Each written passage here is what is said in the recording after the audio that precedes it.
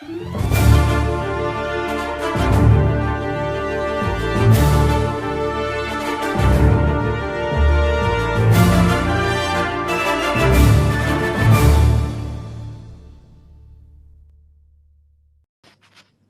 everyone. Welcome back to the Hit or Miss Star Trek podcast. This is week number 4 of the podcast. We're back to the more traditional after last week's deep dive into a single episode, because we had Will here watching his first ever episode, basically, to explain with it. So that was a unique experience. But as usual, I am joined by a special guest today. A special guest who's contacted us from quite some distance. So would you like to introduce yourself, special guest? Hello, I am special guest Kelly, or Trek Troll on Twitter, and I am coming to you from Barbados. Excellent, all the way from sunny, presumably Barbados. But, yes, it's sunny most of the time. It's a lot more exotic than where I am, but anyway, we are united in the love of Trek, at least, I suppose. So there is that. It's a universal language. Absolutely, and what a language it is. So yeah, that's great. So what it is basically, in case anybody's new to the podcast, this is only the 4th episode. The way we do it is that section 1 is a section where I basically get to know my guest and ask a few questions about Star Trek. Section 2 is what I call a hit or miss section, where I basically throw out random things from throughout the Star Trek franchise. Ask my guest if you think it's a hit or a miss, Kelly, and then give my own opinion after that. Debate back and forth if necessary, but it's never really gotten all that heated because we all tend to be quite nice people in the Trek community, at least the ones I interact with, I think. So, and then yeah, exactly, and then finish up with an episode review, which I probably should have said up top, but the episode review this week is an episode of Star Trek Discovery. It's the first time we've delved into new Trek, and it's the episode "Magic to Make the Sanest Man Go Mad," which you may know as the return of Rainn Wilson's Harry Mudd to Discovery, his second appearance. So we'll get into that later. But without further ado, I'm going to jump us straight into section 1, which is the section that I call Hailing Frequencies Open. And that's basically, as I said, just basically a getting to know you type excuse. So first of all, Kelly, not to put you on the spot, but do you remember what got you interested in watching Star Trek, and what was the kind of first episode that hooked you in that you ever maybe saw or loved? Yes, well, this is going to be very easy for me. I was just re-listening to I think it was your last episode with Linda, when you had Linda on, and oh, yes. He was like digging into her memory, being like, oh, when I was really little, I was watching TNG or whatever it was. Yeah. I discovered Star Trek like maybe 3 or 4 years ago. So wow, okay. Very fresh to me. I was actually, my first Star Trek introduction series encounter was Discovery. So the way people talk about how much they love TOS and TNG, that is kind of how I feel about Discovery. Like, that's my favorite ship. Burnham's my favorite captain. Like, a lot of it is just because it was my first. I was browsing Netflix and I was super bored, and Netflix had been recommending Star Trek Discovery to me at the big banner at the top for ages, and I was just like, oh, Netflix, you're being so obnoxious. Like, I don't know Star Trek, and it was very intimidating for me because obviously, even if you don't know Star Trek, you know Star Trek. I mean, I knew it was this behemoth franchise, and I was like, I'm not going to recognize any of the characters. I'm not going to understand what's going on. So I've always been into sci-fi, but like there was never a Venn diagram of like Star Trek and me and my interests. Right. And then eventually, a friend of mine was like, "You're watching Star Trek Discovery, right?" I was like, "No, I don't know Star Trek. I'm not into Star Trek. I don't understand it." And they were like, "No, seriously, you need to just watch the first episode. Just watch the first episode and you'll be into it." So I was like, "Okay, I'm gonna give this a try, and I blame you if it doesn't work out. If like my hopes and dreams of this being good are shattered." I think I got about like 10 or 15 minutes in when the Klingons appear for the first time and they're talking backwards and forwards with each other. And honestly, my mind was blown. It was the most incredible thing I had ever seen. I was like, it's like legit aliens, but like they're angry and they're going to war. I was so into it. And it was really great coming at it.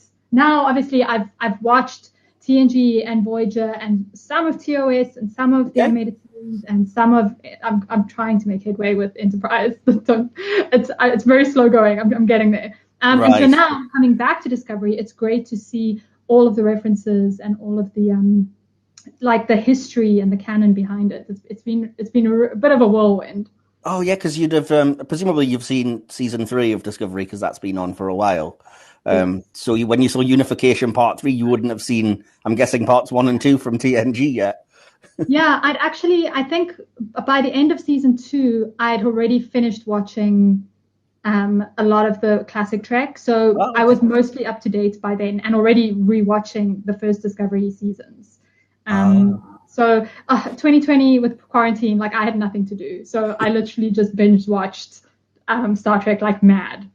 Good use of your time, if you ask me. I fully endorse that. But yeah, that's great. Thank you. I genuinely love to hear that you're a fan who came on board with one of the newer shows, because there's a lot of kind of negativity and hate around it. And I always say, whether you've been watching since the original series in the 60s or you just picked up to watch the first series of, Lower Decks, Picard, Discovery, whatever, you're still a Star Trek fan. You're still a Trekkie. If you want to go back and discover more, you can. And when I hear people that have, it warms my little heart to think that there's people getting, I guess, indoctrinated, for want of a better word, into the lore of Star Trek. But yeah, I wouldn't have even, I didn't even know there was any negativity around Discovery when I was watching it, because I wasn't on Trek Twitter at the time. Right.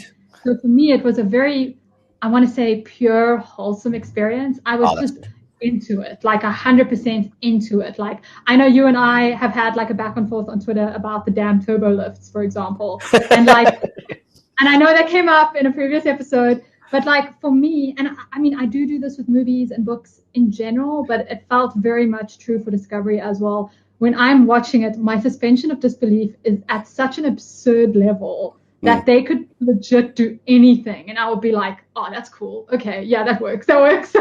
I completely understand. We've all got shows like that. I totally understand what you're saying, and and I know I've had these kinds of discussions about nitpicking things, but that's just part and parcel, I think, of being a geeky fan of these things. We wouldn't do it with me, at least. It always comes from a place of kind of love and sort of I'm allowed to nitpick because I love it, but if anybody else does it and they're like, "This is fine, it sucks," I'm like, "No, I will defend my baby." But, I understand that, and also you're coming at it with a lot more history than I am. I definitely, after watching TNG and Voyager in particular, like I love those shows now as well, very much. So Discovery will always be my favorite, partly because it was my first encounter with Star Trek, but I'm a big TNG and Voyager fan as well, and DS9, of course. Yeah. But I've got to say TNG and Voyager are my next two favorites. Those are still my two favorites as well. But again, I got hooked into Discovery, I think, with the second season is what really won me over. The first season I was a little hit or miss, but I did still kind of enjoy it. But it was very different, and it was jarring for me because it was like, ooh, it's not tonally super Star Trek-like. But I do remember by the time we reached the end of that first season, and it became clear that was the point. I was like, oh, now I get it. It's literally about them overthrowing the kind of bad captain, spoiler alert, and becoming more like the Starfleet crew. And then season 2 of Discovery, I've probably said, I don't know if I've mentioned it on the podcast, but I know I've said on Twitter a few times, it's in my top 5 seasons of any Star Trek, because I just love the way that it's structured. I love that it's kind of a mystery that has a really cool beginning, middle, and end that then sets up an entirely new kind of chapter for Discovery. And I'm a sucker for any reference to the original series. So when you introduce really cool new interpretations of like Captain Pike and Spock and stuff, I was always going to be on board. So yeah. Oh, that's great. Awesome. So from what you've watched then, again, this is probably going to put you a little on the spot, so apologies, but you'll know what's coming if you heard the episode with Linda. From what you've watched, if you had to pick, let's say 3 episodes from all of Star Trek that you would recommend to somebody to watch for the first time who's maybe never seen anything, what would you say epitomizes the best of what you've seen? Oh, I knew this was coming. I knew that answer. It's such a cruel question. I know, right? Okay, so I was trying to think of what I would say to this, and I actually haven't been able to narrow it down. Tough, yeah. I think like 2 of my favorite Discovery episodes are also 2 of my favorite Star Trek episodes, and they would be an oboe for Sharon. Yep. I love that. You know, when Stamets gets infected with psilocybin, and Saru's whole, death narrative. I think it's really, really beautiful and really moving. And also, there's a lot of comedy in that episode, and I love any Star Trek episode with comedy in it. Absolutely gets me every time. Like I always love those. Nice. And then one of my second favorites is Forget Me Not, where Adira and Burnham go to the caves of Makala on the Trill homeworld. Yes. Like, I think I've seen that 4 times and I've cried every single time. I don't know if I would necessarily show that to someone who's like coming into Star Trek fresh, because at that point, we had a bit of the history of the characters already, which added to the impact. Yeah. But those are probably 2 of my favorite Discovery episodes. And then I didn't actually have to think too long for TNG, because the very first thing that came to mind was Measure of a Man.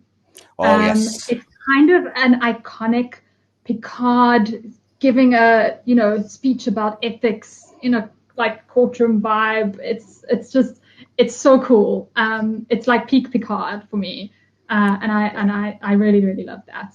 And then the list just goes on and on. So I was thinking Bride of Chaotica, Yes. Voyager. Again, see the comedy episodes. I love them. Love them. But also Blink of an Eye for Voyager, I really enjoyed. Okay. Cool. Meridian for DS9. Very cool Dax episode. I love that one. Yeah. Oh, awesome. Wow, that's very varied interests then. I love it. I love hearing. I'm surprised that the Measure of a Man hasn't come up yet, actually, because it is probably one of the top ones of Star Trek in general that would end up on most people's kind of top 10 or 20 lists. But I absolutely love that episode. Yeah. Iconic. Picard and Guinan speechifying about kind of that it sets a precedent that will ultimately lead to either slavery or freedom for androids, and kind of the importance of that. Brilliant. Such good writing. So clever. Such clever dialogue. Yeah, absolutely. Oh, wow, that's awesome. I will move us on to section number 2 now. And section 2 is the hit or miss section. As I say, basically, we've not discussed what it's going to be, so it'll be a bit of a surprise. I'll just throw out something and see if you think it's a hit or a miss. Brief explanation as to why. I'll give my opinion as well, and then we'll move on to the next thing. We'll see how we go. We might do about 7 or 8, because it's only like 45, 50-minute episode we're reviewing, but we'll see how we do for time. So, yeah, are you ready to get going with that? Cool, let's do it. I was born ready. Just looking at this, because I've had it written down for ages and prepared, and they're completely random. And just looking at this without even trying, the first 2 are from Discovery, so they'll be easy for you. So the very first thing on the list is hit or miss Sylvia Tilly. Oh, I love Tilly. She's a easy hit for me. I see so much of myself in Tilly. Okay, you know what? If you had actually picked, there's several characters you could have picked who I probably would have said that about. So maybe that's not entirely fair. But Tilly really represents that bright-eyed, bushy-tailed, over-eager, chatty, wants to be friends with everyone part of me. And I was very much, the ratio has shifted as I've gotten older. But when I was in high school, I was 100% that person. I was, front of the class with my hand up all the time. And I love how smart she is and how enthusiastic she is about everything. So she's an absolute hit for me. Awesome. Well, that's going to be quite a lack of any conflict, because I completely agree. I think massive hit. She was the first character that I latched onto in Discovery, because I think the sort of, obviously the lead sort of Burnham and Giorgio and stuff were the key characters, but I always find it harder to latch onto people in authority and that are sort of presented as this perfect sort of beacon, I guess, like captains and things often are. So with Tilly, I was like, that's exactly what I would be like if I'd like to pretend I would be Captain Picard if I was in Starfleet, but to be perfectly honest, I would be Tilly. Because I would be so sort of nervous and a little bit shy and a bit awkward, but ultimately, like, I'm going to be a captain someday. I'm going to make it. So I absolutely love that. And was it the end of, I'm trying to remember, where she's temporarily put in command and she loses the ship. I actually really love that, because that 100% would have been me. I actually was given a management role when I was way too young for it, and I botched it completely. And I was like, okay, yeah, I'm into this. I actually, I'm really identifying with this. You got it, Tilly. You'll get there eventually. Yeah, exactly. But I think Mary Wiseman's a great actress, and she's so sort of charming and lovable, I think, anyway.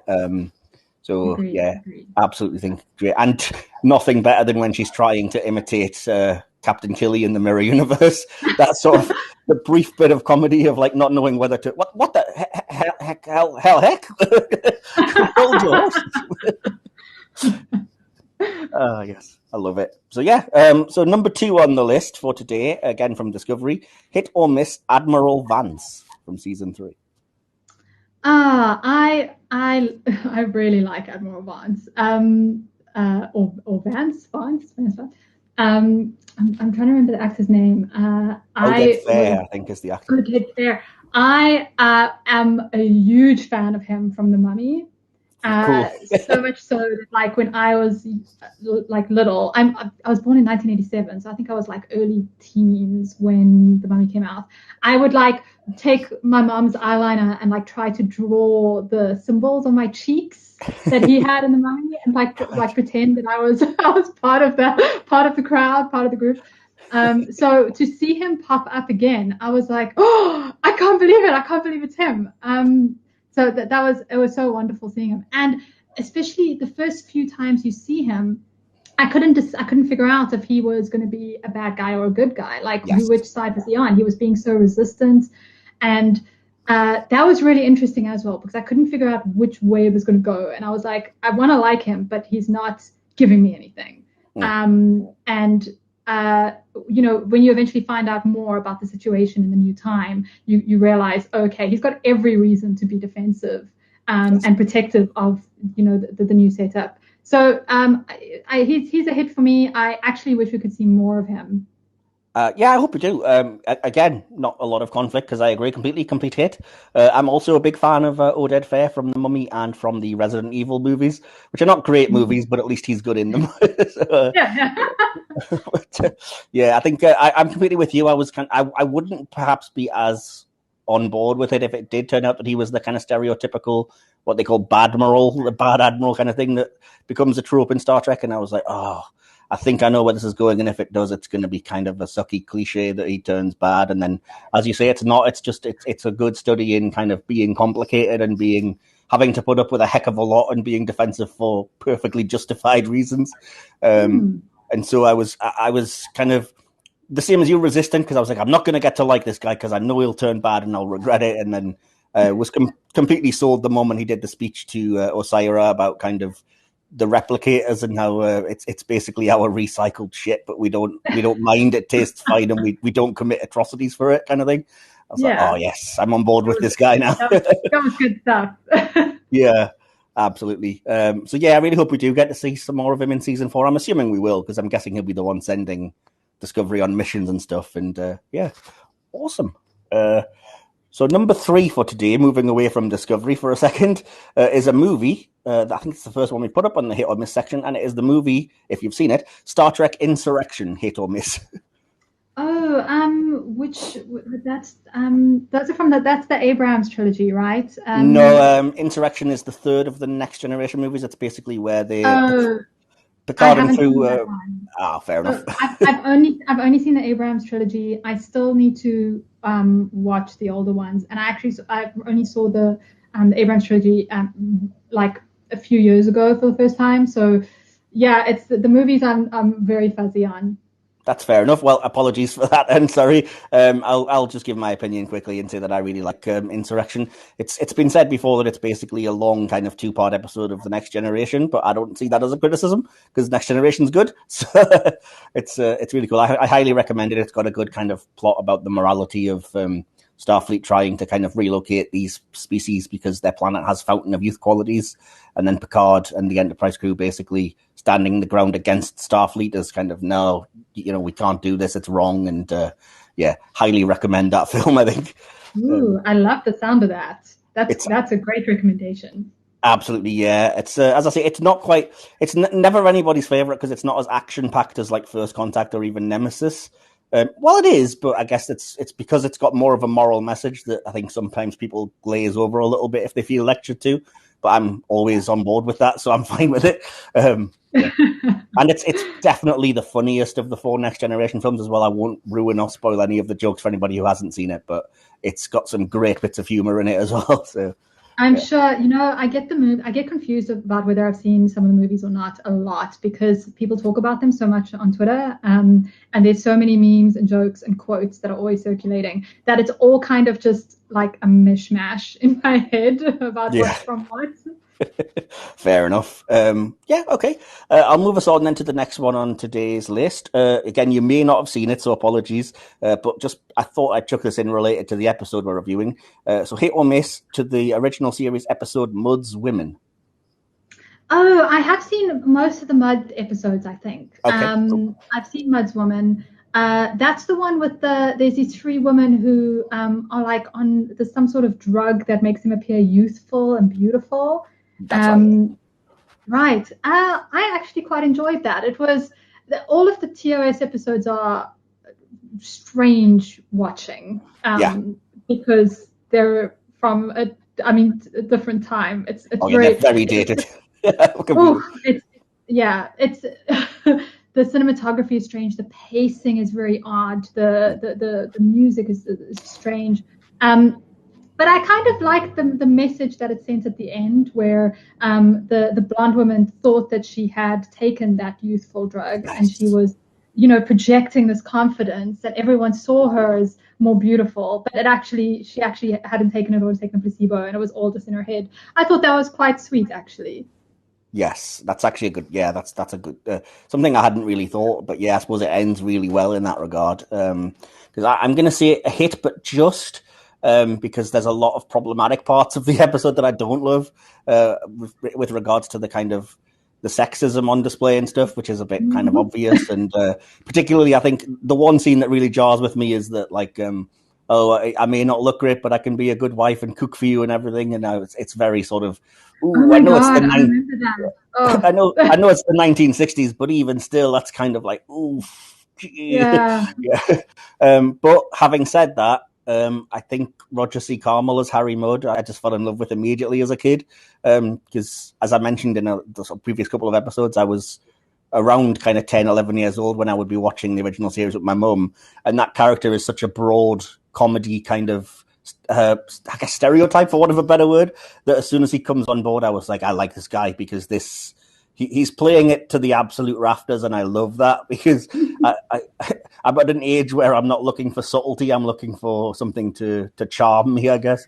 Yeah, a little bit more goofy. I actually always liked Harry Mudd's character because I enjoy lower stakes villains. Where the tension isn't quite, are they going to get out alive? That they're going to come out on top at the end of the day, and that Mudd will lose in some way. And I kind of enjoy it more. It's a bit more relaxing to watch the episode and just be like, oh, okay, like this is just, I can just go with it and lean into it rather than being super stressed the whole time. And Harry Mudd always ticks the box for me. Absolutely. I think it's the tone of the episodes that do it, because when you actually think about what he does, like people trafficking and then, trying to rule the world with androids, it's quite severe type stuff, but because it's dark. No, it's dark. Exactly, but because the episode plays it tonally as just like, this guy's just a nuisance. I like that episode for what it is, but I can recognize with sort of newer eyes some of the problems inherent in the sexism and perhaps a little bit of the overacting. But like I said, I was so young when I watched that I didn't really care at that point. So, awesome. Yeah. So the next thing on my list for today is another thing from Discovery, completely by coincidence, and it's the Discovery reinvention of the USS Enterprise. Hit or miss? So this is a tough one for me to answer because I think it's at the end. It's the last episode of season 1, right, where the Enterprise shows up for the first time. Yeah. Yeah, like right before, and then the credits roll. And when I first watched it, I didn't get what was happening. I was just like, oh, it's another ship. right? Another ship's arrived. Cool. And then the credits had I think the TOS, the original soundtrack played in the credits. The theme, and I was like, so a new ship's arrived and the music's different. So to me, I was like, okay, this is clearly a nod to something that's come before that I haven't seen. But I didn't know more than that. I could tell that there was a reference, but I wasn't able to, attach more of it to it than that. So then going back to watch TNG and then coming back, it's kind of made it a bit of a non-thing for me because I haven't been able to get fully attached to either one. I really like the original Enterprise very, very much. I think partly because I've just seen it more now, just in terms of how often it's on the screen. I've just seen it a lot. So I'll probably go with the classic one, just because it's clearer in my memory, I guess. So would you say that the reinvention is a miss, as it's too far away from the classic, or you think it's a hit because you like it anyway? I like it anyway. I think it's fine. But then I'm not, I'm not super attached to either one. So I'm actually keen to hear what you say to this one. I love it. I think it's a hit personally, which isn't to say that I don't like the original. My attachment to the original Enterprise is such that I spent a year and a half waiting for Eagle Moss to get the actual original series model Enterprise in stock because it sold out immediately. And then when I got the email to say it was there, I just immediately ordered it and was very emotional when it came. And I was like, it's the Enterprise from my child.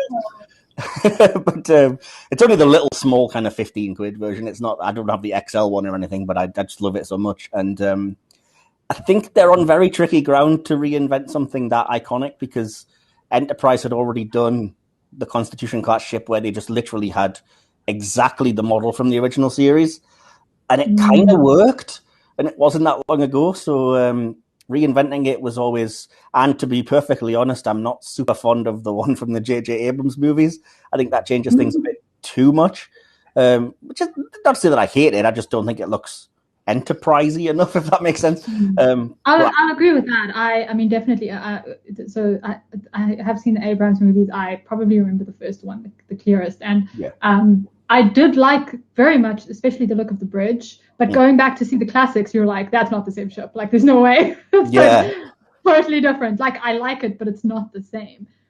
Yeah, exactly. But no, I mean, I love all the Enterprises. I love the refit from the original movies, but I think I've got to give props where it's due to whoever it was that did the Discovery redesign, because they've got, for me, the perfect balance of updating it and fitting it into that world whilst remaining completely respectful to the actual original model. So it's, and I just think, for whatever reason, I just think it's gorgeous. I was attached to it. And again, that's another model that I ordered as soon as I could afford it, because that was only available for like 30 quid, I think, in a rather large size. And I'm staring at it right now because it's in my living room on a little display, and it's lovely. It gets the entire top of kind of bookshelf where I have DVDs to itself because I love it so much. That's beautiful. I love that. But so yeah, it's a hit for me, and I think I could probably say you're going to say hit for you. But if you had to choose, gun to your head between the two, you'd probably go with the original.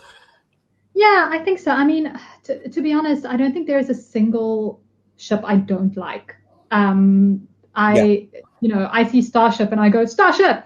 So I'm the same when it comes to Federation starships. Yeah, absolutely. Give me a Starship any day of the week. I don't care, like refit, original, do whatever you want with that thing. Separate in the cells. I'm there for it. I'm ready to go. Next thing on my list, I'm not sure if you'll be super familiar with, but again, I'll just fire it at you and see how we do. And it's the character of Ezri Dax, hit or miss. Oh, yes. I've got to be careful now because this is probably the first thing I'm going to say miss to. And I don't want to like accidentally offend or anyone's preferences. I liked Jadzia, but I also was kind of, meh about Jadzia. I did like her, but she was like a 6 out of 10 character for me compared to all the others. Right. So, and Ezri just, I mean, maybe it's because she didn't have as much screen time and she didn't have as much of a chance to really get, embedded, with me. She came across as a little bit mousy to me, a little bit insipid. I didn't really attach to her too much. I did like a lot of scenes with her in it, like when Worf was trying to apologize to her about how he was being, and she was like good, you should apologize. She definitely grew on me. It's not that I disliked her. She just didn't do anything for me, that character. I'm not sure. Enough. I would rather they just kept Jadzia on. Oh, of course, yeah. I mean, without getting into the behind the scenes reasons why, I mean, it should obviously have still been Jadzia that finished off the show, so that goes without saying, unfortunately. But yeah, and I know what you're saying. With one season, with any character, it's kind of hard to get attached, especially if they're not really. And she had the burden of being, in some ways, half the same character that we just lost. So I think they tried. Yeah, she had a tough role. She definitely had a difficult job to do. Yeah, I can see where you might say that they overdid making her too different to Jadzia, and because she was so uber confident, kick-ass, they kind of went the opposite way with Ezri. And so, yeah, there is a little bit of kind of mousy, I'm still tough, but I'm not going to necessarily be as brazen kind of thing. So I feel like they made their job harder in terms of endearing her to the audience. They made it harder than it had to have been. I mean, Star Trek also doesn't, as you know, historically play it safe. So I'd rather that they shoot for the fences and see what happens. Absolutely. No, that's fair enough. If anybody criticizes you for your opinion, then they'll have me to deal with, because I don't like that. And if you say miss, that's absolutely fair enough. But yeah, I will slightly disagree and say that for me, she's a slight hit, but it's very slight. But it's mainly because I think I really like Nicole DeBoer, who plays her.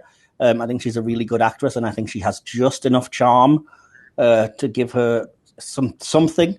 But it's again, it's rare. It's only in the odd couple of episodes. I'm thinking particularly of, and I can't remember the title of it now. Prodigal Daughter, that was the title, where she returns home to her family for the first time since joining and discovers the kind of problems they've got and stuff. I really like that episode because it sort of shows who she is without being attached to all this baggage of Jadzia.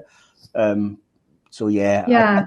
I mean, I enjoy anything to do with the troll. The difficulties that they go through once they've joined. Once having to deal with all these memories and personalities and past relationships, and I enjoy all of that. So I mean, I kind of wish we had more seasons with her so that we could have gotten closer. So we're staying on DS9 for the next thing, and it's hit or miss to the USS Defiant. Oh, I know there's a lot of Defiant fans I've spoken to on Twitter before when we've ranked ships. Okay. Definitely a hit on the Defiant. I mean, it's a ship that flies through space, ergo it's a hit. Of course. So there's no, it's not, if we're ranking, it's not one of my, top 5, I wouldn't say, but I mean, I love it. It's great. It's powerful. It gets into trouble. It causes trouble. I'm into it. Awesome. Again, complete agreement. I'm the same as you. I whenever I see it, I love it, but it's not one that kind of lives in my memory the way that some of the more iconic ones do if I was listing favorites. But again, as soon as I remember it or see a picture of it, I'm like, yeah, that's really cool. And yeah, I mean, it's completely contrary to Star Trek to think, wow, look at that cool warship. It's so well armed and stuff, but we all do it. So it's like, yes, kick-ass warship will win the day. But, I'll take that. Absolutely. Well, I'll move us on then to the next section, which will be the review, and we'll begin analysis, the main section of the review. As I've made clear, the episode we're reviewing today is from Discovery, and it's Magic to Make Things Man Go Mad. Probably suffice to say it's from your favourite series then, Kelly?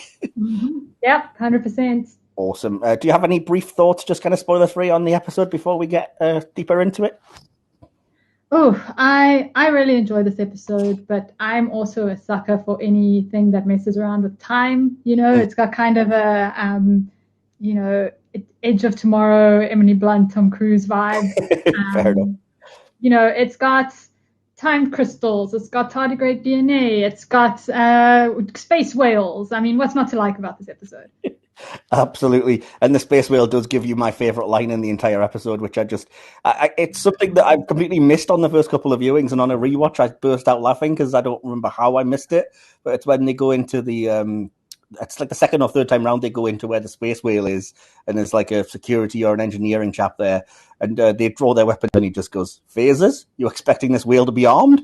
Yes, because Ash Tyler's got his hand on his phaser because they're expecting him to go down. Exactly, yeah. And I can't believe I missed that. It must have been so quick the first couple of times I saw it, but yeah, I burst out laughing this time around.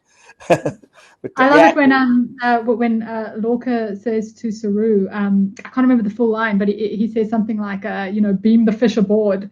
And Saru's like, actually, it's not a fish. And Lorca just looks at him like, I really technically, it's not a fish. And he just stares. Absolutely. It's a fish to me. It's fine. Space fish. Yeah. Jason Isaacs is really good with the little he has to do, because I also love it when they're aware of what's happening, and Burnham's like, I think as science specialist I should go and see to it. And he's like, I don't give a damn. Just do it. And then Ash Tyler's like, and maybe I should accompany her. I still don't give a damn. I like that, because that's the kind of boss I would be now. I feel like, I don't need to know the details. Just tell me what I need to know. Get it over with. Absolutely. Yeah. Cool. Well, I've got a few sort of chronological notes. I don't know if you've probably got your own things you can chime in on and add as we go. But I'll just go through it. I think probably by order. Just quickly before we do that, though, I should have said, you mentioned that you think it's very similar to Edge of Tomorrow, that kind of storyline. I have to mention up top that, it also very much reminds me of the Next Generation episode Cause and Effect. It was the first thing I thought when I first saw this, and yes, there's a lot of it. I can completely see that, but I think it's different enough that it's definitely not a ripoff. But as soon as you get the first kind of the ship's destroyed and then everything just resets and it's back to where it was, yeah. Yes.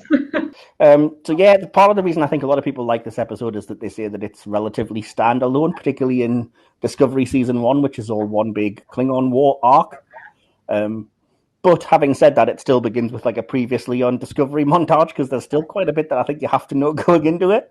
Because you need to know the kind of backstory of what Discovery is, the spore drive, the fact that Lorca and Tyler have met Harry Mudd in jail and everything. So do you think it would be a great episode to kind of start someone with who hadn't seen it, or do you think they'd have to start at the beginning of Discovery to get it, so to speak? That's a good question. I actually think it would be a good place for a new timer to start. You get a lot of information about Burnham in this episode. You get to see a little bit of her struggles, a bit of her developments, and it all happens in quite a compact space. It's actually a great episodic one. Yeah, I agree. I think even though it relies on some other stuff, I don't think you'd be left behind if it was the first one you saw. And I think it's good because with Burnham being the central character, it literally opens by showing you it's going to be through her eyes, because that's the kind of first shot the director does, is of her eye waking up and seeing the world. And we kind of hear her give the exposition via log entry and mentioning that she's made a friend in Tilly and her relationships with kind of Stamets and Tyler. And the fact that she feels, I think she puts it, she feels like she's a part of the crew, but she's among them, but still apart. So you get that she feels that bit of distance, which I think is quite relatable as well. Definitely. And again, the great writing in the kind of semi-humorous line of when she ends the log with, "Tonight I face my greatest challenge. Tonight I'm going to a party." Yes, we've definitely all been there, haven't we, really? And then you get to see that Tilly is the absolute life of the party. Oh, I love that, yeah. I was so stoked to see that. I was like, yeah. Absolutely, I'm the same, and I actually made a note and said that Mary Weissman's drunk acting is really, really good. She completely won me over. Her lines about, I used to have a thing for soldiers, but I'm going through a musician phase, and then Tyler gives his big speech, and she's like, "Oh, the soldier thing's back." Yeah, my soldier thing is back. Which I loved. But yeah, talking about that, I think it should really go without saying, but I think it's worth mentioning that it's really cool that we see like a wheelchair user among the ship's crew in the party and everything. It's both a kind of a nice bit of diversity, but also a reference to the cost of war, because we're sort of knee deep in the Klingon War at this point, and we haven't really seen, I don't think, the human cost on that level. So it's nice to be reminded, I think, of that from time to time, that they're not Definitely. kind of glorifying it. So absolutely. Yeah, it's nice to be reminded that like they're at a party, but it's still in the middle of a very serious war. So it's nice that they're not being too frivolous. They're Ash Tyler's speech is very uplifting and upbeat, but still remembering the people who've been affected. And yeah, I think they balance that really well.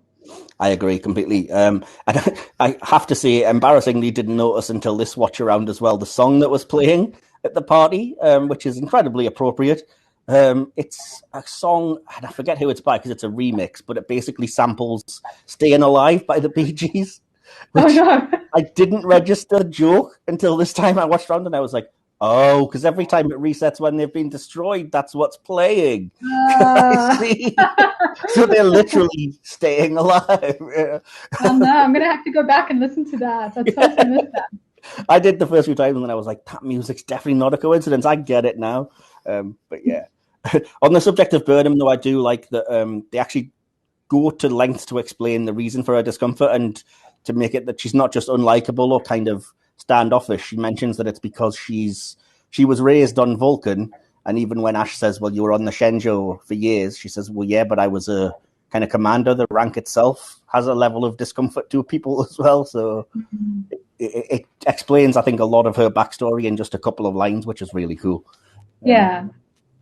Yeah, I think Burnham's actually really good in this episode, to be honest. But I'll get to, I think, a bit more of those later on as well. But anyway, so then we get our first appearance of the Gormagander, and I just think it's very, again, it's a simple little thing, but I think it's very Starfleet that they have this protocol that they can't just leave it. They kind of have to, because it's an endangered species, they have to rescue it and take it somewhere to be safe and stuff. And again, with the eyes of the kind of knowing how the season pans out, it's perhaps a bit telling that Lorca doesn't really care, and the rest of the crew are like, no, we can't just leave it. But yeah. And I love when the very first time they beam it aboard, what we think is the first time at the time. I'm using the word time too much. It's just the nature of this episode, I guess. It is. Burnham approaches the Gormagander and she says, all right, sweet girl, to the Gormagander. She calls her sweet girl. And it's just so tender. I really, really love that. Just the way she addressed this poor, sick space whale. Yeah, I absolutely agree. Yeah, little moments like that they are what, speak to us, I think, aren't they, really? But awesome. So the first time we see Mudd coming out, he has the full-on, I think it's supposed to be an Andorian helmet. Oh my God, is that what that is? Yeah. I was like, this is like a Skrillex, Deadmau5 dubstep vibe. Like, I was okay, that explains that. I was just like, he's about to drop some beats. See, I thought it looked a lot like, it just reminded me of the rabbit from Donnie Darko, which was all I could think of at the time. But yeah, I really liked the helmet. I just wasn't sure what they were going for. No, I don't think it's super clear, but yeah, I watched the behind the scenes on the DVD set where they explain it's supposed to be, it's designed for an Andorian, hence the kind of antenna part of the helmet, which makes sense when you know it, but they could have perhaps been a bit clearer. Still cool though. I mean, it had a great impact on screen, especially since you don't know that it's him, at the beginning. Yes, at first, and then he just takes the helmet off and addresses sort of Lorca on the view screen kind of thing. Yeah. Cool. The second time Mudd sort of boards the ship when he's trying to learn what's going on. Again, I missed this the first couple of times around, but I didn't realize he actually just beams himself straight to engineering. And I was like, okay, that's pretty clever. Now that you know what you're looking for and where you're aiming, instead of kind of marching out of the... Get right to it. Don't have to have a gunfight first. Yeah. But then when they kind of face off with him in engineering, it has my least favorite line of the episode, which I think, maybe it's just me, but I just find it really cheesy. Can I guess what you're going to say? Yes. Is it, you're mad? No, I'm Mudd? Yep. I did not like that line either. I rolled my eyes so hard. Oh, I'm glad you said that. Just a reminder, I'm a massive Discovery fan. Like, I'm normally 100% on board with whatever bullshit they put on the screen. And this was one of the few times, like literally a handful of times, where I was like, no, guys, you can do better than that. That was weak. Absolutely agree. I just literally wrote the one word groan on my notes. I was like, oof. I mean, it was well delivered. Like, Ray Wilson can deliver a line.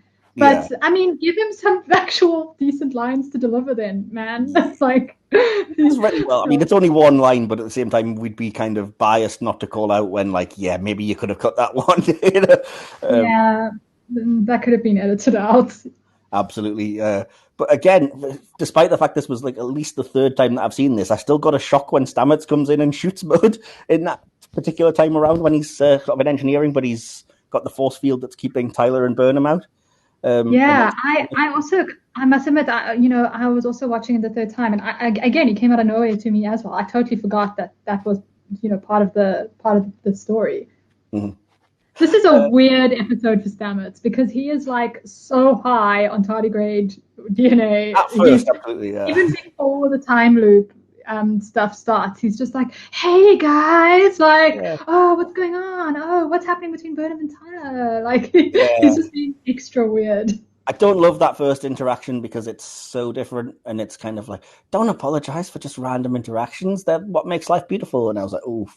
But the fact that it's only that kind of first time, and then he's not just the voice of reason, but he becomes super proactive, and he's the one that's like, it's the same 30 minutes. I've worked it out. I'm clicking onto what's happening and where we can go and what's best to do. And I tried approaching Tyler, but he wouldn't believe me. So now I have to get you to approach him for me. And I was like, I actually really like this because it's showing that Stamets, who's been kind of portrayed as a little bit kind of unlikable and there's not a lot to him, in this episode gets a chance to show that, no, he is actually intelligent. He's resourceful. And, that's why he's earned his place as, like, he's not chief engineer, but, chief of the Spore Drive, I guess, operations. You can see why he would be in that position of power for perhaps the first time. So, yeah, and I think it's a little bit later on, but I may as well get to it now. My favorite scene in the episode, and possibly one of my favorite scenes in the first series, is when Stamets asks Burnham to dance with him and explains the nature of love, I guess, to her. And I just remember being so touched and my heart just feeling so warmed by when Stamets mentions about his first interaction with Dr. Culber and how when they met, he thought he was obnoxious. He was playing opera too loud or something. But the connection was undeniable. And, ever since they've been, inseparable and very much in love. And I just think Anthony Rapp sells that so well in his dialogue. And the two, him and Sonequa Martin Green, play off each other in that particular scene so well, with her being like, she's clearly wrestling with her love for Tyler, but doesn't really know what to do or how to admit it. And that's why I think it's really clever that dialogue-wise, when when Stamets asks her for something to prove that, what's a secret nobody else would know so I can prove what I'm saying is true. The secret that he has to blurt out in front of everyone is, you've never been in love, which I was like, oh. I thought the way he delivered that was hilarious because it was like an insult. Oh, see, I didn't read it as that at all. I was just feeling for it. Yeah, it's not like, hey, I have this secret to tell you that you told me. He just starts it out like, oh, you've never been in love. Like, just, I'm like, dude, like, ease into it. Yeah, it's the fact that it's basically in front of everyone at the party, sort of shouted loud, was a little bit subtlety, Stamets, please. Yeah, but then again, it's like it's really sad. But the more you think about it, growing up on Vulcan and being in a position of power, of course, she wouldn't necessarily have had any relationship or felt that kind of romantic sort of thing. So it goes a long way to explaining why she's perhaps so bonded with Tyler for this first season, especially when we learn later on more and more about him and why we have to kind of believe that she would still feel for him after learning some pretty horrific truths, I made a quick note here that I like that Mud quickly discovers Lorca's secret room and refers to it as his man cave. Which is great. We've seen, I think, glimpses of it before now in the season, and we can see that it's got like special weapons and a Gorn skeleton and bits and pieces. Yeah, there's some really cool stuff in there. There is, but it also enhances that mystery because at this point we didn't know, of course, who Lorca was or what he was doing, and I do love that it plays into that a lot by having Mud basically reveal, I found these incredibly dangerous dark matter weapons in your secret room, kind of thing. Yeah, I actually missed that the first time around. And then the second time around, I was like, oh shit, those were Lorcas. Like, I just assumed it was Mud's. But yeah, that was, like, damn, dude, like, why would you have those? Yeah, exactly. But I think that's the thing. Even though this is standalone, there's little bits like that do progress the narrative a little bit if you're paying attention, if you've been watching since the sort of start of the series. And I was very invested in learning what the deal was with Lorca. And the next scene we get was I was a little bit critical of, because it's the montage of Mud killing Lorca multiple times. which I was like, I get that it's played for kind of this is crazy and kooky, but for me, it just gets a little bit too dark, especially when you see him like flailing through space when he gets beamed away. I was Yes. like, that's Oh. no. Yeah. He beamed him into space. Oh man, I actually really like that montage because it was just like it really gets you through a lot of the time iterations like really fast. You get to see, you know, he killed him, in all these different ways, and it also shows that like Mud is entering the rooms in different ways, and he's moving around the ship at different times and in different ways, and he's experimenting with the encounters. But yeah, I mean it's what you were saying earlier about Mud's character, that he does some really messed up stuff. And it's just like, oh, yeah, he's a little comedic guy. That's the thing, yeah. That's why I think it jars for me, is because they go to pains to show how kind of all the ways that he kills him look really painful and like slow, kind of disrupted death. And like I said, beamed into space and then watching him flail for air or whatever. And it's like, ooh, this is a little bit, we're playing it like it's funny, but is it really? But at the same time, I agree with you that the direction, the fact that Mud basically stays where he is and then action around him happens. I'm describing it really poorly, but like he kills Lorca, then the door to the ready room opens, he steps out and he kills Lorca again, and you realize, oh, this is another time around, but nothing's really changed because of the direction. So I love that part of it. It's just I could have done with Mud being a bit less psychopathic, maybe. I've already mentioned my favorite scene in the episode, but did you have any thoughts? Did you also love that scene when Stamets basically asks Burnham to dance, and they talk about, you know, the first time that he met Culber and how feelings. I did love that, and how he was like, you know, love's not meant to be rational. It isn't rational. It's something more than that. Yeah, Mud's got like a lot of these kind of comedic one-liners that are just kind of standalones. There's one thing he says where he says something like, "There are so many ways to blow up this ship. It's almost a design flaw." Yeah. Absolutely. Yes. I agree. That had me on the ground. I love that. I'm pleased you meant, that wasn't a line I registered, but yes, it's absolutely again, isn't it?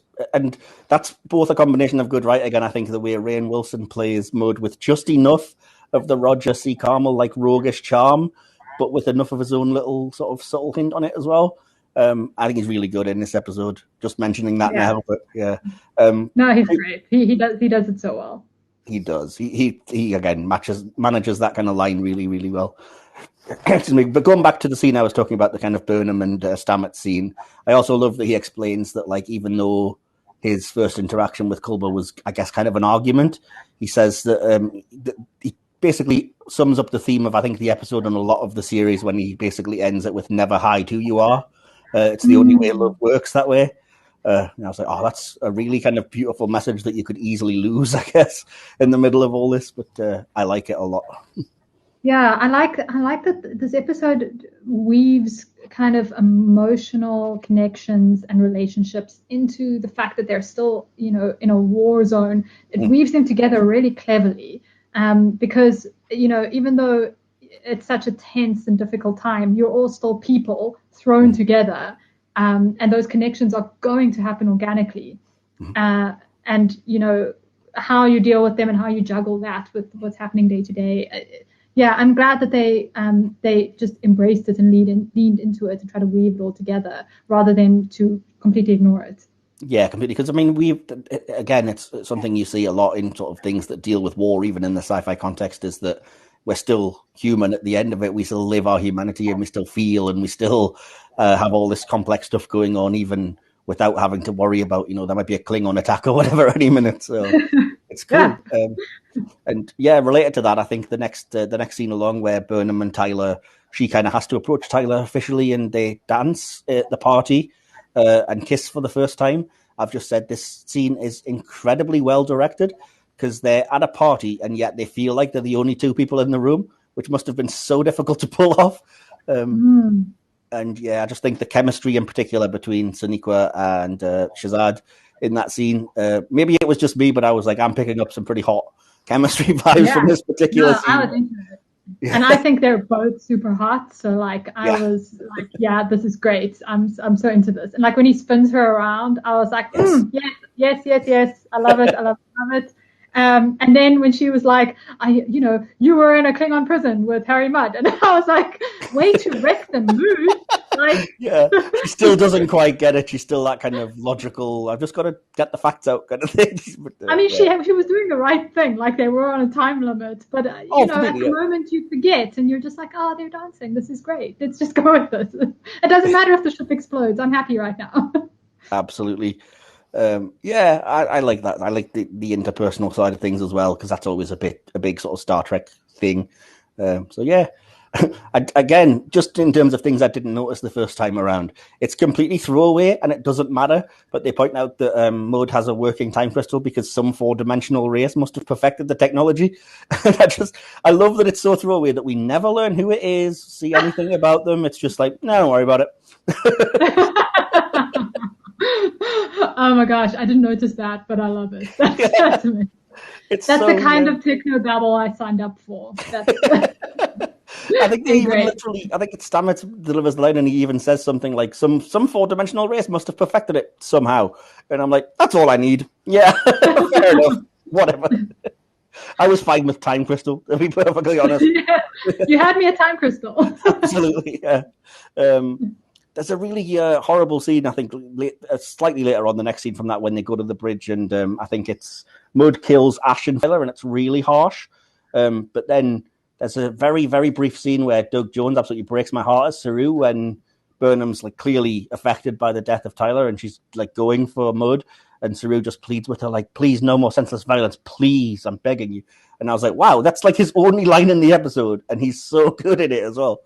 Maybe that's just because I'm a Doug Jones stan, so I was like, nah, I'm always going to stick with him.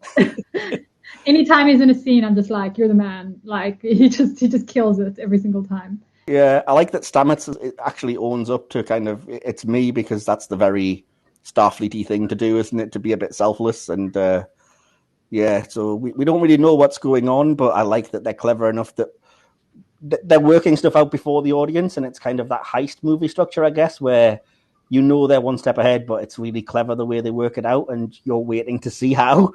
You're like, is this part of the plan, or are we losing? Like, what's happening right now? Exactly, yeah, exactly right. But I do my slight criticism here is I do think there's a little bit too much kind of site-to-site transporting, but that's just me being a original series nitpick nerd, where I'm like, really, they shouldn't have the ability to do this, but yeah. Who cares, I guess. And then again, Burnham just completely stealing the episode with the whole sort of, yes, the Klingons would pay handsomely for Discovery and the spore drive, but they'd pay more for me because I'm the person that murdered Kubler. I love that interaction between her and and Mudd. That was so cool, where he's like, I checked the manifest, you're a nobody. Yeah. And she was like, no, bitch, I'm Michael Burnham. If only she literally just said that as the line. Listen, bitch. she just says, listen, like, bitch, and then drops a rap. I was like, this is good. This is good stuff. Because it hadn't like clicked to me that, he didn't know who she was or didn't care or whatever. As soon as that happened, I was like, ooh, this is good. This is getting juicy. Yeah, and I think it's a combination of both her intelligence and her selflessness that she swallows the dark matter and kills herself, knowing that he's then going to be forced to reset the time loop, even though he's effectively won this time around because he's got Discovery. Yeah, and he'd said like there's 800 plus ways to die in space, and that antimatter, the pill basically is like one of the most painful. And she swallows this damn thing, and I was like, oh man, you couldn't have just phasered yourself in the head or something. Oh, that's brutal. Doesn't even hesitate though at all. She's just straight in there, like, nope, this is what I have to do. So, that was rough. I love it. I think I wrote the note here, but I think it was Linda who mentioned it, that Mudd goes full Q at the end of the episode by saying things like adieu, mon capitan, and kind of it's where he becomes a clear kind of analog for Q in Discovery. And I didn't notice that either. Very Q. Yeah. It was Linda who picked up on that when we were mentioning something completely different in the hit or miss, and I didn't either the first couple of times, and I was like, oh yeah, I guess he is kind of, because Q would do this kind of thing, but then they would just be like, it's his powers, he doesn't need the time crystal or whatever. So I guess this is he is the stand-in in this situation, but... Yeah, kind of Q-ish. Yeah, Q-ish. Absolutely. But yeah, again, we're getting to the end now, and I just love everything about this. I love that they say they've rejoined the time stream so nothing can change, and there's a ship approaching, but that Mud thinks it's the Klingons, and we, if we've seen the episode, know that it's not and know who it is. And again, I'm a sucker for any reference back to the original series. So I remember the first time watching this when I'd heard Mud reference Stella a couple of times, and knowingly, because I'd seen, have you seen the episode I Mud, out of curiosity? I have. So yeah, knowing that it's the wife that he kind of hates that nags him and everything, but he's selling it as like, oh, my beloved Stella. I was like, oh, I know you're not sincere. But then when you find out that the ship that's approaching is Stella and her father, I was like, oh, this is brilliant. This is a fate worse than death for him, and I absolutely love that you're calling back to that original series episode. And also, the Baron, I think is Stella's dad. He has such a cool outfit when he arrived. He's got this like black leather cape with these like metal studs on the trim. It's like, and this cane. He looks so cool, like really, really cool. He's like a weapons dealer, but they, I don't know if you know his ship, it's called the Festoon as well. When they were designing it, they were told to design a spaceship that Donald Trump would have. So they made it look ridiculous and huge and gaudy. And there's a golden lion on the front of it for no reason whatsoever, which I just love as a little touch. That's amazing. Yeah, it's a cool ship. It's pretty, for something that appears for like very briefly for a few seconds to cart him away kind of thing. It's cool. But yeah, again, I love that we throughout the episode, you're like, I hope Mud pays for this. And I think there's no finer way for me as a fan of TOS and knowing his particular distaste for his wife that, you know, they end it with make sure Mud stays by your daughter's side. And I was like, that's justice. I'm happy enough with that. There we go. Really responded to the line at the end when Ash says that he's just sad they missed their first kiss because it happened in one I of was thinking about that. Yeah. Yeah. And I didn't love the log entry at the ending because it seemed very like we have to wrap things up like an episode of Scrubs quickly at the end here. So it seemed like it had no real relevance other than, and this is what happened this week. Goodbye. But yeah, they should have probably ended on the Tyler line. Normally, Burnham's log entries usually, I'd say 9 times out of 10, I really like them. This one was kind of odd for me. Like, it was a little bit arbitrary. Like, didn't really stick with me that much. I think she's got the most beautiful voice. So, I mean, I just want to listen to her talk all day. So I still don't mind that. She can say whatever she wants. But it didn't. It was kind of like, okay. So did you have any last thoughts quickly about the episode before I move to the next section? I just wanted to say that the Gormagander reminded me of this great episode of LeVar Burton Reads, or the LeVar Burton Reads episode reminded me of the Gormagander, which you can take that whichever way around. He reads a short story by Karen Osborne, who wrote Architects of Memory. The short story is called An Equal Share of the Bone, and it's great. And I highly recommend, like, you or anyone who's listening to go and listen to it, partly because, I mean, LeVar Burton has the most amazing voice. And also, like, it's such a cool story. And it's also about, it's never explicitly said that these are space whales that they are hunting, but it's very space whale-ish. And it's beautifully written. Awesome. I always love getting recommendations. So yeah, audience, if you're listening, again, if you've watched the episode, you know the next section, but it's just basically a little capper on the episode, which is the section that I call Gene's Vision, which is how does the episode fit into the kind of the Gene's mighty vision ideology of Star Trek, and which parts of it do you think would be representative of that?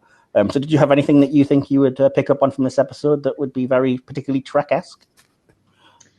I think anything that messes with time is leaning Trek-esque, just because there's so many classic episodes that play around with it. I also like it when a new time episode comes along and it pushes the envelope a bit. You know, they try to approach it from a different angle, see, how else could this have gone down? How else could this play out? And having Stamets as existing outside of the time loop is a very, very cool version of that. So I really enjoy the existence of the time crystal makes so many cool plot lines possible. Yeah, exactly. But yeah, it's the fact that it's a crazy sci-fi idea, but it's used to explore such little aspects of humanity, I think, is the point, and the importance of one person in Stamets and everything. And you know, the fact that it's ultimately love that is, I guess, saves the day, because it's about how Burnham is able to connect with Stamets and Tyler in different ways. And it's about that trust that they have with each other. Yes. She can go up to Tyler and say, we've got 30 minutes, and he trusts her enough to say, okay, cool, well, let's get it done. Absolutely, yeah. Just a few little things as well. I mentioned already, but the protocols for the Gormaganda are very representative, I think, of the Trek-esque ideology of like we're here for all kinds of life and to try and protect it. It's a little thing, but I thought it was nice. I love that. Absolutely, I love that diversity and intelligence are celebrated, and that's ultimately what wins the day. There's all different types of people working together, and it's what defeats kind of Mudd because he's working alone. And again, I've already mentioned it, but Saru kind of pleading to stop bloodshed is a really small, vital moment, but that's very well acted and very... and Stamets giving himself up and Burnham giving herself up. There's a lot of bravery and self-sacrifice. Yes, absolutely. That's worth mentioning because absolutely it happens a lot, doesn't it? Self-sacrifices. We already mentioned Burnham kind of swallowing the thing that would kill her horribly and... Yeah. So then, did you have a conclusion and a score for this episode? And then I'll give mine. A score out of what? Well, I basically do a score out of 5 Starfleet Deltas. It's basically 5 stars, but I just make them into Starfleet Deltas because it's cool. Yeah, I mean, I'm very aware that everything all entertainment that we consume, regardless of the medium, is created by people, and people aren't perfect. Everyone's got their own approach, their own preferences. So I mean, I would struggle to give it less than 5, because even the little things that I think maybe would have been done, I would have done differently, or cut out, like that weird line about I'm not mad, I'm Mudd, I think it all makes the episode fun and quirky, and it's awesome to watch, and 5 out of 5, I'd watch it again. Awesome. Fine, cool. Well, I always have my conclusion written down just because I don't have the ability to not read it, so it might sound a tad robotic, but I just said it's a highlight of a first season that I found to be frequently lacking on first watch. It's probably the most standalone the season got, but it's still reliant on a little bit of prior knowledge. However, I feel like it's able to still be enjoyed outside of the ongoing story arcs, as we mentioned. I think Rainn Wilson pulls off a serviceable channeling of Roger C. Carmel's exuberant rogue, though his character and the events he instigates get a bit too dark for my liking. The ending tie-in to the original series, though, was brilliant, ingeniously handled within the corner con man plot, but also just appealing to my fan nostalgia. Sure, it's cheap, but it works. I think Sonequa Martin-Green, Anthony Rapp, and Shazad Latif are great in their performances, with the former two being standout, particularly in the often aforementioned dancing scene that I've brought up. The direction is bold and flashy, which befits the story, though again, the lighting leaves something to be desired for me. Yes, there are still some canon/continuity problems that I won't get into because it's nothing too egregious in my opinion. It certainly doesn't harm the story. I like that the story does still develop the all-important interpersonal relationships of the crew and slyly hints at the mystery of Lorca, as well as being an entertaining enough 50 minutes or so. I'd say ultimately it was a lightweight romp of a story that should have stayed a bit lighter. And I would say 3 out of 5 Starfleet Deltas for this one. But that's cool. So it makes the average pretty easy to work out from a 5 and a 3 for the podcast. This episode is 4 Starfleet Deltas out of 5. Yay! I can't remember off the top of my head where that places it on the leaderboard. I think it would be above Encounter at Farpoint, but below the other 2 that we've done. Maybe.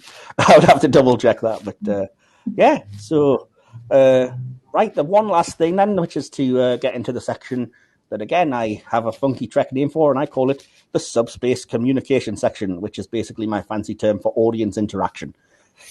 So I always put out kind of tweets and social media posts to ask other people's opinions on the episodes we'll be reviewing, and I just want to share a few of them here, just so we've got a wider range of kind of opinions and stuff. So bear with me. The first one is from Julie Ann, or J.A., who you probably know from Star Trek Twitter. She's quite active and really lovely. She says, I love time loops. My favorite Star Trek episode is Cause and Effect, and this seemed like a nod to that. I love how each time around they get closer to a fix, and I love watching them repeat things. Fair enough. Chris at Shelf Nerds says, it's fun, but my favorite aspect of the episode is the crew working together like a traditional Starfleet crew. Agree with that. Philly's okayest lawyer simply says, absolutely phenomenal episode. Okay. Nice. Yeah, I know, right? So, short but to the point. At Deca Millionaire says, I'm less a fan of Discovery Season 1 than Season 2. Season 3 is in between, but as far as Rainn Wilson's Harry Mudd, he's far too powerful compared to Roger C. Carmel and the Harcourt Fenton Mudd Kirk and company meet later on. Not sure about that. I kind of agree, but I think if you watch Mudd when he's controlling planetfuls of androids, he's fairly overpowered. They play it off lightly, but there's several moments where you're like, this is some wild shit he's doing right now. Absolutely, yeah. Completely. I feel like that's consistent with the newer Mudd, like he's really going for it. Like if he comes right, it's going to be crazy. Yeah, but I mean, this is a different time as well, because this was a debate that I did get back and forth with, but again, not too angry or anything. It was just a disagreement I had with at Skimmerad, Steve Wassling, who says, I broadly liked it, but I didn't really like Psycho Harry Mudd. He really does seem to be a different character. I think they've done this enough times to make their protest that this is still the core timeline a bit bizarre. Who cares if it's a different timeline anyway? But I kind of went back and forth and just said, I don't think it's different enough at all to say that it has to be a different timeline. I think this is a Mudd from before the original series, and we kind of literally see how he ends up in those predicaments and situations. And again, if you've seen Mudd, what happens here is no worse or weird than we kind of see of him there. So I'm less sort of like, well, it's such a different character, because I don't think it is. I think Rainn Wilson plays him so much as well, like it absolutely is the same person. And if you watch the Escape Artist short track, it bridges the gap even further towards the person that we all know in the original series. So if you haven't seen that, I thoroughly recommend it as well, which I know you have because you've already mentioned it. But, I love that short track. It was so fun. It was, absolutely. I've got a few more things anyway. Pretending It's a Crinoid, Doctor Who fan, says, it's one of the only Discovery episodes I can remember. Good fun. Jessica Shaffalo says, has become one of my favourite Trek episodes ever. In my top 10 overall, easily competes for number one disco spot. Also, much of the success has to be attributed to the casting of Rainn Wilson as Mudd. Chef's kiss. So, and then she's just put a little gif of Harry Mudd saying, wherever you go, people sing the praises of Harry Mudd. Great gift choice. Yeah, Rainn Wilson, excellent casting for this. I agree. He really killed it. Absolutely. At Trek Fan Rick has left a sort of 3-part thread here and just says, I really enjoyed it. I think the way Discovery portrayed Mudd was excellent. I was always a little uncomfortable with the lovable rogue who was trafficking people, and Discovery on the edge that he should have had. It's just some lovable trafficking. I don't know why everyone's getting so tortured about this. It's just absolutely, yeah. Fair enough. He says he's personable, he's funny, but he's still a horrible person. Fair enough. I also really liked what they did with Stamets here. He had the knowledge but needed help to save the ship, and that meant he had to befriend Burnham in a whole new way to gain her trust anew. It was really well done. Also, I could go on for hours. It was a nice change of pace with the interconnected story of Discovery. This was close to a standalone episode, which we've said. And though it had plenty going on, was almost a breather in the midst of the big story. Yeah, those are all such great points. Yeah, the thing about Stamets having to, develop his relationship further with Burnham, that's really great point. Yeah. Very, very cleverly executed. Completely agree. There was something related to that when I was curious about kind of the ongoing plot and what happens with it. And in the course of my research for the episode, I learned as well that this is the first episode of Discovery not to feature the Klingons, although they are referenced as being who Mudd would sell the ship to. And I was like, oh, that kind of contributes to the whole idea of it being standalone from the Klingon war story. So, yeah, I like that. Obviously, it doesn't include, the episode does have Ash Tyler, which we ultimately... Yeah, I was about to say, I mean... But yes, I mean, no face-to-face Klingonness. Yes, exactly. Yeah. For all intents and purposes, he's like human Ash Tyler. Absolutely. Yeah. Awesome. Well, that would probably just about wrap us up, I think. I've genuinely had a really, really good time talking to you, Kelly. I think you've been really informative, and I think hopefully everyone will enjoy listening, because I have. So there you go. It's been really lovely to meet you, and I'm genuinely honoured that you agreed to come on and share your expertise and your opinions on Trek with us. So, yeah, awesome. Thanks. It's always great chatting. And also always great chatting about Star Trek Discovery. Absolutely. And yeah, you seem like an awesome, friendly lady. So do you have anywhere that you like to show out personal social medias or anything where people can contact you or not? I mean, I am a Trek troll on Twitter. And I'm always happy to chat. So yeah, if anyone wants to talk Star Trek or anything else, you can always just ping me. Absolutely. That's at Trek Trill, by the way, if anyone's having trouble with the accent, because it does sound a little bit like Trek Troll, and she's not a troll at all, just to clarify.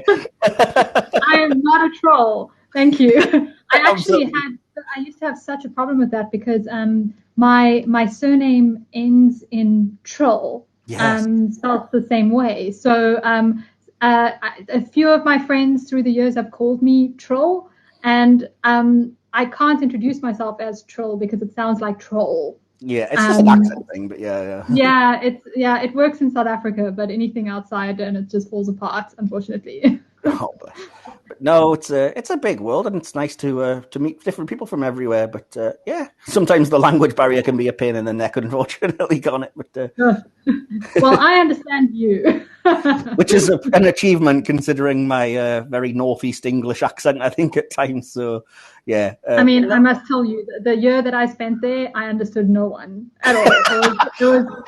I was like, is this even English? It was brutal for me. It was so brutal. It was my first time outside of South Africa. So I was really, and I flew in and I landed in Newcastle Airport. So I was literally like, is this a different planet? See, I attribute my somewhat more understandable accent to the fact that I was raised on Next Generation listening to Patrick Stewart. So as much as I heard people speaking kind of broad Geordie accents, I also heard Captain's log, stardate 40. So ooh, you do that well, very well. Yeah, absolutely. I think it's a little mix of Ant and Dec and Captain Picard, I think, in the accent. But anyway, either here or there. So no, thanks so much again. Hopefully we can keep in touch and still communicate. And I'd love to have you on again to discuss some various things in future if we carry on with the podcast and stuff. But yeah, that'll be fun. Great. And yeah. Join us next week for another episode. I will be joined by Trek fan Rick, who contributed to his Discovery review to the section earlier. And we are going to be looking at the Deep Space Nine pilot Emissary. So that'll be interesting. Excuse me. So yeah, you can find me at Iron Mike Wilson on Twitter, or the podcast is at HOM Trek. That's at HoM Trek. Just think of Mr. HoM from Star Trek. And yeah. So thanks again, Kelly, and catch us next week. In the meantime, everyone, remember, we are Starfleet. Live long and prosper.